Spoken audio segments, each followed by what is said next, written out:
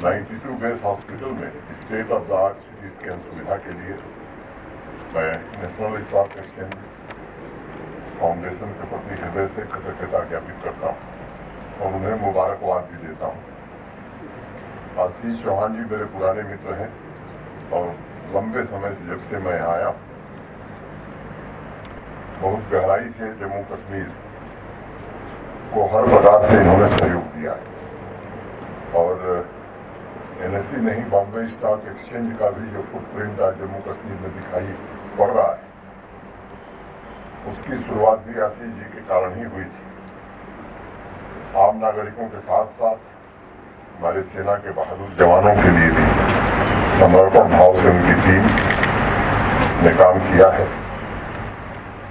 देश की एकता अखंडता में जुटे हमारे वीर सेना के जवानों की सेवा में जो भी संगठन या जो भी ऑर्गेनाइजेशन सहयोग देगा मैं समझता हूं कि वो देश की सबसे बड़ी सेवा है।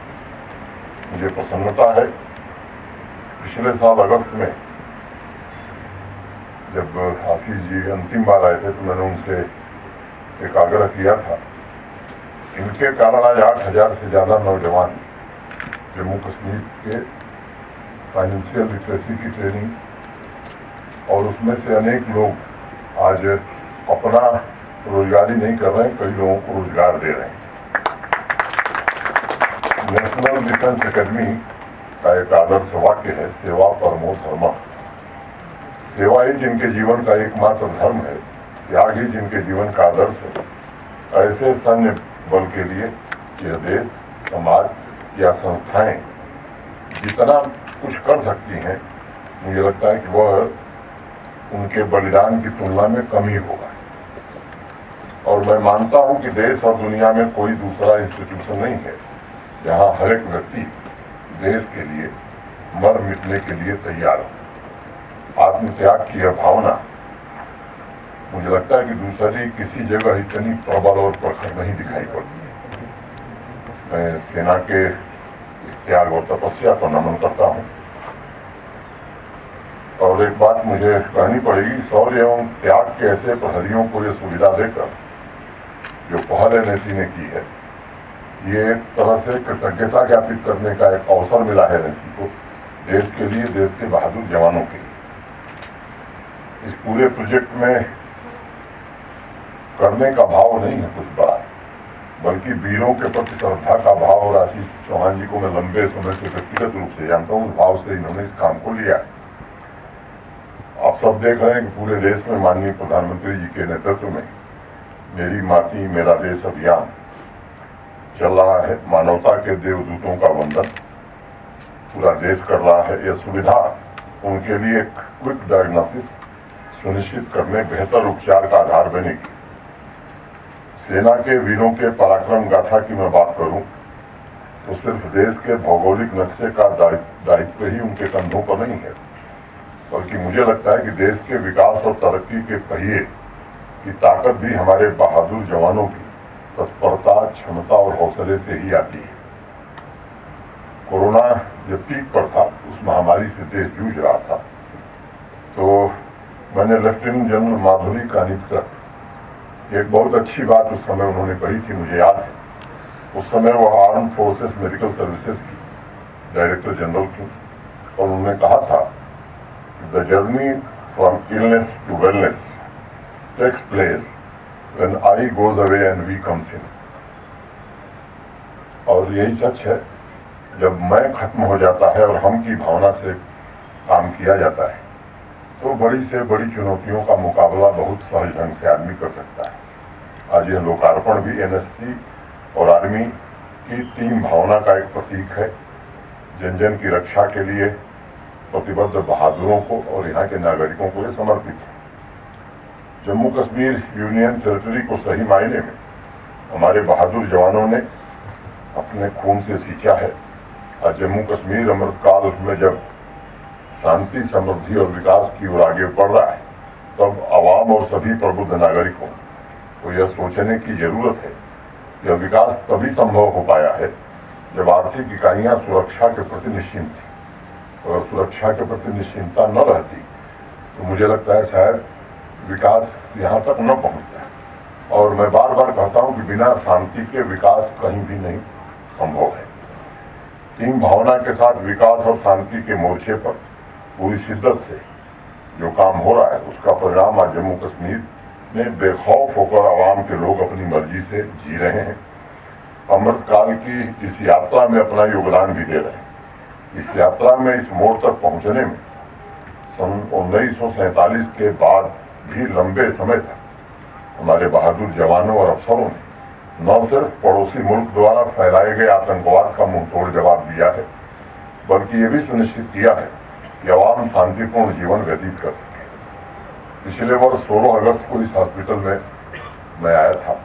एक बड़ी दुखद घटना हुई थी चंदनवाड़ी के पास।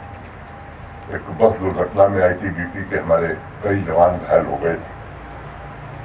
यहीं बेस हॉस्पिटल में ही उनका इलाज चल रहा था। सोपैया के टेरर अटैक में घायल एक कश्मीरी पंडित भाई का इलाज भी यहीं हुआ था। उस समय यहाँ सेवा कर रहे अनेक डॉक्टर से मेरी बातचीत भी हुई थी और मैं समझता हूँ कि जिस संवेदनशीलता और प्रोफेशनल तरीके से उनकी देखभाल की गई थी, वह निश्चित रूप से काबिले तारीफ है।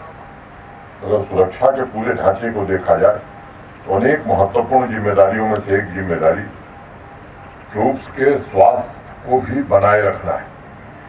उस दिशा में स्वास्थ्य संबंधी निवारक और उपचारात्मक दोनों जरूरतों को पूरा करने में यहाँ के डॉक्टर्स, नर्सिंग स्टाफ की मैं जितनी भी सराहना करूं वो कम हो।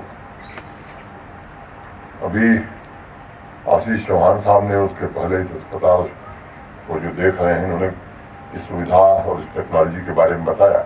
उसके विवरण में मुझे जाने की आवश्यकता नहीं है, लेकिन एक वाक्य में मैं यही कहूँगा कि क्विक स्कैन, उसका एप्लीकेशन, इमेज जनरेशन और उसके आधार पर ट्रीटमेंट, सामान्य तौर पर इन तीनों प्रक्रियाओं में लगने वाले समय को समाप्त करके नए टेक्नोलॉजिकल टूल्स की मदद से अलग अलग प्रकार की क्लिनिकल नीड्स को एड्रेस किया जा सकता है।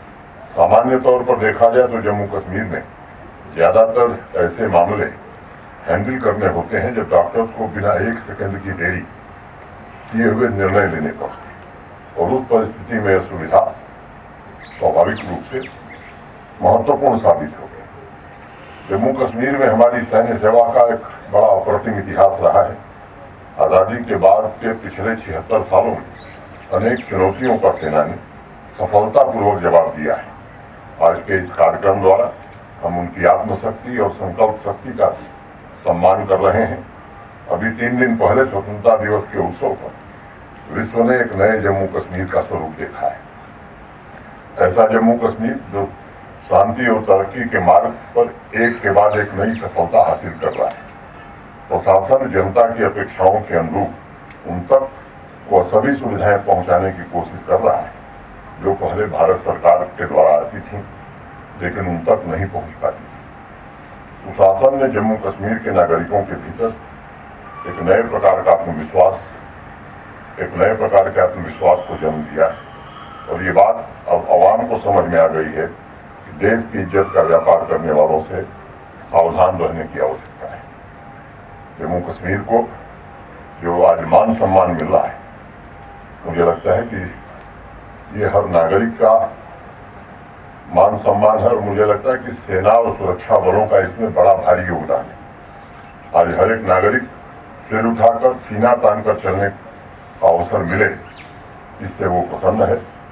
मैं जितने आम नागरिकों के बयान सुनता हूँ, उनका सिर्फ यही कहना है कि उन्होंने अतीत से बहुत कुछ सीखा है, और जिन्होंने आवाम को लंबे समय तक गुमराह किया था, उनके चेहरे बेनकाब हो चुके हैं। उन्हें लोग पहचानने लगे। इस कार्यक्रम के माध्यम से मैं ये जरूर कहना चाहूँगा कि जम्मू कश्मीर के जीवन में उज्जवल भविष्य की चिंगारी पैदा हुई है। लंबे समय तक आम नागरिक किनारों पर खड़े होने के लिए मजबूर थे, लेकिन आज तरक्की की मुख्य धारा में तैरने का काम उन्होंने प्रारंभ किया है, और मुझे लगता है कि इसमें माननीय प्रधानमंत्री जी की भूमिका और उनका वो निर्णय, ऐतिहासिक निर्णय, मैं समझता हूँ कि वो एक मील का पत्थर साबित हुआ है। एक छोटी सी कहानी है थियोसॉफिकल सोसाइटी में एक मैडम ब्लावत्स्की थी, वो पूरी दुनिया भर में घूमती थी।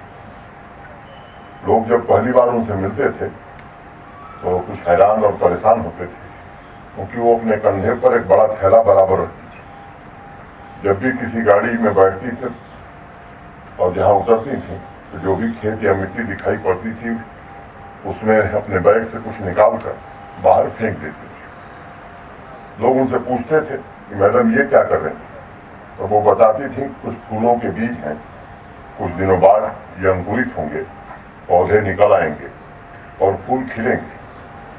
तो लोग उनसे दोबारा पूछते थे कि आप तो शायद दोबारा इस रास्ते पर कभी नहीं लौटेंगे, इन फूलों को देख भी नहीं पाएंगी, फिर ऐसा क्यों कर रही हैं आप? तो उनका जवाब होता था कि मुझे इससे कोई फर्क नहीं पड़ता, कम से कम इन जगहों पर फूल खिलेंगे और जो भी इन रास्तों से गुजरेगा वो प्रसन्न होगा, खुश होगा, और यही मेरे लिए सबसे बड़ी संतोष की बात है। मैं समझता हूँ समाज के सभी अंगों को, शासन से जुड़े सभी लोगों को बस इसी भावना के साथ काम करना चाहिए। और टीम इंडिया में प्रधानमंत्री जी के नेतृत्व में अलग अलग जिम्मेदारी निभा रहे अनेक संस्थान हैं। सभी संस्थानों को इस अमृतकाल की यात्रा में फूलों के कुछ बीज बिखेरने की जरूरत है। हम की भावना से वह बीज बिना भेदभाव के समाज में बांट सकें। हम सबका यही लक्ष्य होना चाहिए। आज इस अवसर पर मैं अपना सौभाग्य समझता हूँ कि मुझे इस सामाजिक उत्तरदायित्व, जिसे आप CSR कहते हैं, प्रोजेक्ट को रणबांकुरों की सेवा में समर्पित करने का अवसर मिला। मैं सेना के सभी जवानों, अधिकारियों को आदरपूर्वक नमन करता हूं और आशीष चौहान जी को फिर से एक बार हृदय से धन्यवाद और बधाई देता हूं। जय हिंद।